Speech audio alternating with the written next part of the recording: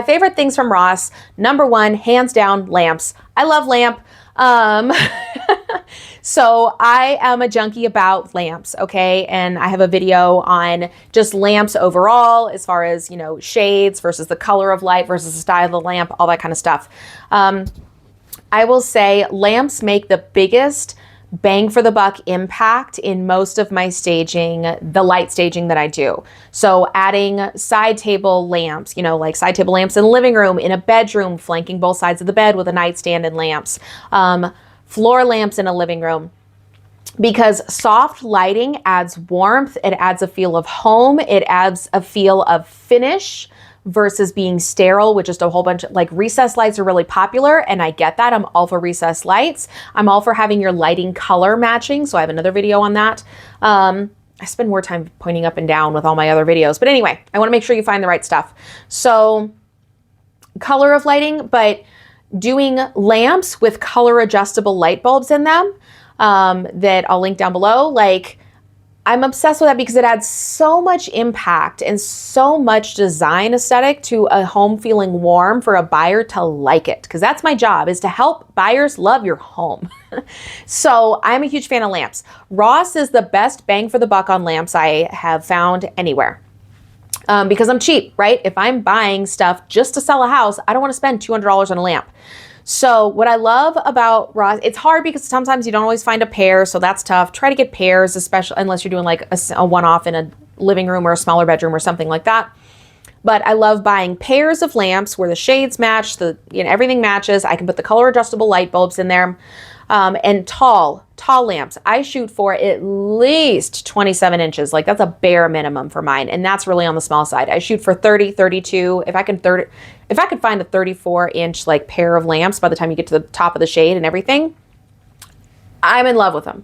So even if they're smaller on the shade size, having a taller lamp, especially next to beds, will make everything feel more rich, more luxe, nicer, and people will know why.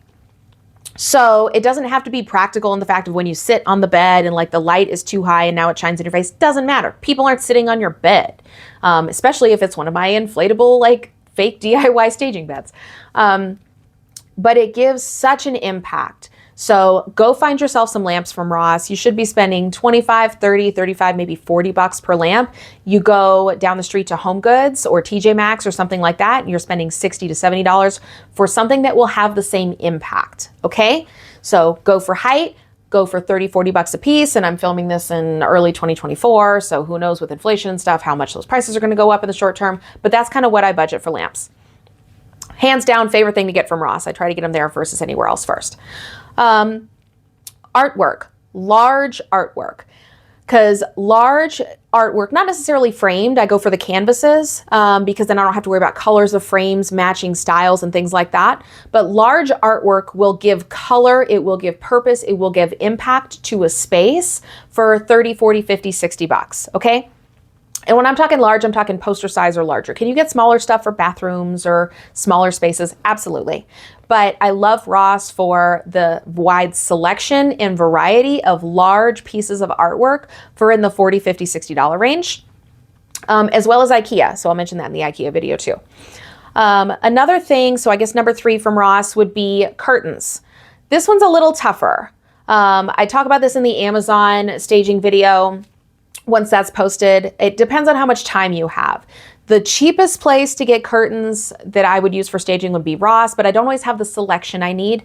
I like grommeted curtains. I don't think I've done a video on curtains. I've done a lot on windows, but I like grommeted curtains. They go on easy. They don't look dated because they tend to pleat nicely. Pocket curtains I don't really like because they bunch at the top and they don't look clean and finished. And it's harder for me to hide the brackets, the curtain rod brackets and that kind of stuff. But I love Ross for curtains because a lot of times you can find like a set of 4 matching long 84-inch or 96-inch curtains for $25, which is really kind of hard to beat if you're shopping anywhere else. But if you don't have as much time to go around town and look for stuff, then hit up Amazon. But otherwise, curtains are really good if you have some flexibility in the type of curtain you're looking for, okay? So I do love Ross for that. They just don't have the selection, but they are definitely the cheapest if I can find what I need there.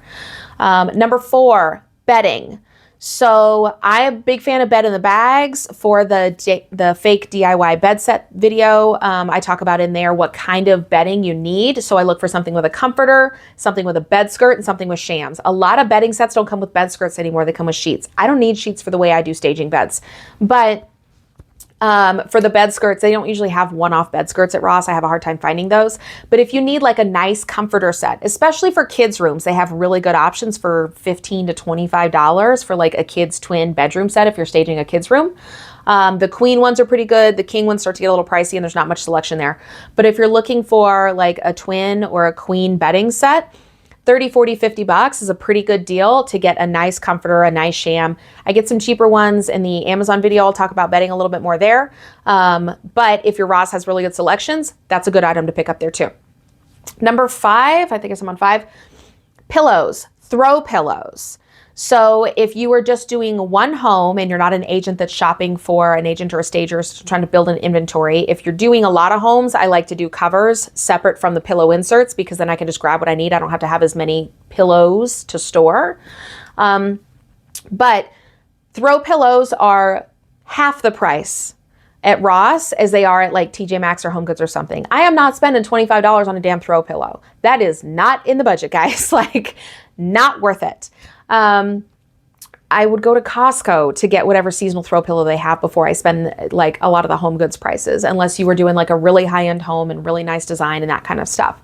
So for most people, it's not a good use of the money to go other places. Ross is a really good deal for the throw pillows. $10 a piece, $20 for a set of 2, like 20 by 20 pillows, something like that. If they have what you need. Don't buy something because it's cheap and it is not cohesive. So I'll link to a video up above and down below on cohesive staging and matching the style and the decor of the home. Don't use cheap stuff because it's cheap and it doesn't match. It's got to all make sense together, okay? But throw pillows are another great thing to pick up from Ross. And then number 6, because I seem to be on 6s for all my videos I'm shooting today, rugs. So inevitably, anytime I'm staging a house, I go to Ross, I get 4 rugs. I get one for outside the front door, outside the back door, inside the front door, inside the back door. And that's more just to keep the home clean. So I don't spend a lot of money on those. On the indoor, outdoor, like inside and outside of a doorway rug, I spend $8 to $12 a piece, unless it's inside of the front entryway. I like to give larger front entryway rugs when I'm staging because it keeps the house clean. And if you think about it, one person is not walking in the door when they're coming to see your house. 3 to 4 people are walking in the door when they come to see your house. And especially in the winter months when you're wanting to take shoes off or you're wanting them to do that and it's in your showing instructions, like, hey, please have them take their shoes off. All 4 people are trying to do it in the same space at the same time. Don't put them on a little 2 foot by 4 foot rug because then they're all crunched and it feels weird. Let them walk in the door, let them spread out a little bit, let them say, okay, give them a bench, whatever. Bench is another great little thing to pick up at Ross, like an entryway bench or something like that. But give them some space to spread out. So do a larger entryway rug or runner rug or something so they can walk in the door and not feel like they have to stay in this little bitty tiny space to take their shoes on and off. So I always pick up those just to keep the house cleaner. Even in a vacant home, I will always put those down. Make sure, I try to buy the ones with the sticky backing or like a non-stick texture already in them, unless it is hardwood floors in the home. If it is solid hardwood floors, then I pick up the rug pad from IKEA, and I can link that down below as well. I think it's like the stop felt or whatever it is. I pick up that because then it doesn't damage the flooring. Sometimes those cheaper sticky backings on the Ross rugs will leave some imprints on the hardwood flooring, and I don't want to do that. And I also don't want people slipping. So, but if you have other flooring, try to get the non-stick, because what you don't want people to do is walk in and slip and fall. Liability, let's not do that. So, but also, not just entryway rugs and indoor and outdoor rugs, but area rugs for back patios. They have a lot of good indoor, outdoor rugs for $30, $40 that you can set up a little patio space on outside. Living room rugs, they start to get a little small. I tend to go big on my living space rugs. 5x7 will usually work. Those are the ones I'm putting in the entry because I want to give as much space in the entry if I can, if a rug will fit there as possible. Let's say you have a register, like right by the front door or something, right where the back door, in my house even, I've got one by the front door, I've got one by the back door. People are like, oh, I can't put a rug over it. Cut a hole in the rug. The rug was $30. Who the hell cares? You're going to throw it in the garbage anyway. And I know that's a weird thing to say, But if you cut a hole in the rug and put the register in there, that's going to feel custom, guys. Like, I know that's dumb, but it's like, oh man, it fits the space so well and the register fits here. And it's like, it just works. Dumb stuff just works. I need to shoot a video on that, actually. I've thought about that. So, you know, rugs are disposable. They are part of the cost of selling the home is what I budget for. But larger area rugs, Ross will carry up to 5x7, 8x10 is kind of hard to come by. I don't like the really cheap, large, shaggy rugs because they collect so much stuff and they get dirty when you're listing your home for sale, unless they're in a kid's room that people are just kind of walking in and walking out. But anyway, those are my top 6 things that I buy at Ross. Sorry for the brain vomit. Hopefully that was helpful.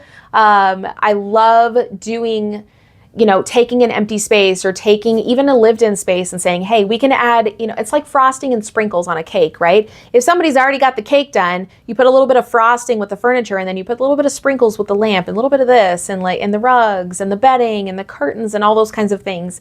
And they really make a space feel finished. They make a space feel ready to live in, but not worn. And it is really, really, really good ROI for most of my sellers. So anyway, if you're thinking about selling, you happen to be in the Denver metro market and you're interviewing agents, I would love the opportunity for an interview. I've gotten many clients off of these videos and they are always so excited when I come in and I really give them that custom and that personal advice for their particular property, what makes sense for their budget, for their timeline, for their goals. So feel free to pick a seller consultation appointment off my calendar down below. I want to make it easy as possible for you. We're all busy, right? So let's make the logistics part easy for me to come in, sit down, and talk about what makes sense for your space. If you are liking my videos, please hit the like button. That will help other people find this too. And feel free to subscribe to my channel if you're getting good stuff out of it. So thanks so much for the time. If you're selling your house in another area and you want a really good agent, I do have a form down below where I can help you find another agent as well. I have an amazing network of agents. I'm up to about 275 or so. I'm pretty picky on who I refer people to, and I call and I screen them and I interview them, and I have quite a database of people. So I want to make sure you have the right people helping you sell your home. So feel free to fill out that form and I can get it that way and make a good match for you if you're in another market. So thanks so much for the time and have a great day.